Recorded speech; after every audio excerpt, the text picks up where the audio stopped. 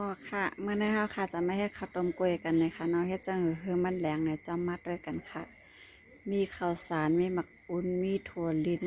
เจียวนะคะเนาะมีเกลือหวานนะคะเฮาจะมากอกกล้วยมันใส่อ่างก่อนนะคะเนาะกอกกล้วยยาวนะคะเนาะเมื่อยาวก็มาใส่ข้าวสารกันค่ะข้าวสารในล่างก็ยัดน้ำผึ้งแห้งก่อนนะคะเนาะล้ำใส่เอาค่ะนะ ว่ายาก็ใส่ถั่วลินเจนะคะเจไว้2-3 ชั่วโมงนะคะเนาะถั่วลินค่ะปั๊มเจก็ไล่นะคะปั๊มเจถั่วลินมันจะแข็งนะคะเนาะว่ายาก็ใส่หมักอุ่นขุดนะคะซื้อหมักอุ่นมาขุดเอากล้วยค่ะเนาะใส่หมักอุ่นยาก็ใส่เกลือหวานอีกนึงนะคะใส่เจหมดแล้วก็มาโนดหึงเข้ากันนะคะเนาะโนดกล้วยหึงแล้วค่ะหึงเข้ากันกับเขานะคะเนาะนี่ค่ะโนดหึงเข้ากันจะไหนนะคะเนาะ ก็ล่ามถูกก็กล้วยมัน3 กรอบก็ใส่ข้าวเหนียว2 ลิตรก็ไรนะคะเอาง่ายๆค่ะเนาะโนดเทิงเข้ากันนะคะเรามาห่อไว้ตองกล้วยนะคะเนาะเฮ็ดข้าวต้มเปิ้นต้มเฮาต้มนะคะเนาะเฮาขาดจะนึ่งเอานะคะนึ่งเฮ็ดจังคือมันแรงนะคะเนาะไปด้วยค่ะว่าจะเหมือนหือนะคะเนาะ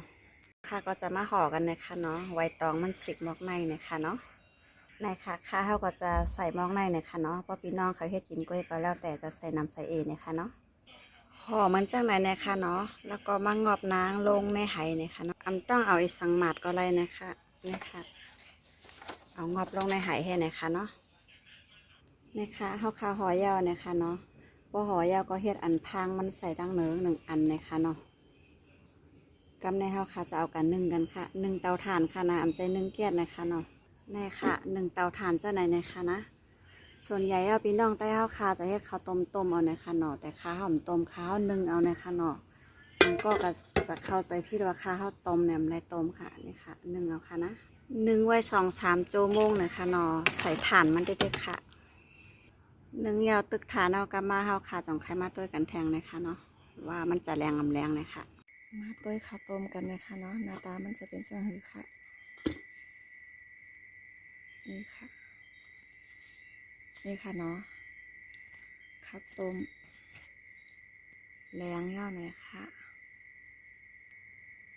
พี่น้องเขาเฮ็ดกินนะคะเนาะว่า2-3 ชั่วโมงเพราะมันไปแรงเนี่ยก็นึ่งไว้ติ๊กๆนะคะจนกว่ามันจะแรงนะคะแล้วนึ่งหึ่งนะคะเฮ็ดคือข้าวต้มแรงนะคะจะนึ่งก็ยาวจะต้มก็ยาวต้มหึ่งนึ่งหึ่งนะคะเนาะแล้วก็จะไล่ข้าวต้มแรงซะหน่อยค่ะไล่ใส่สีอาหารค่ะแรงหั่งกล้วยมันนะคะเนาะนี่ค่ะแรง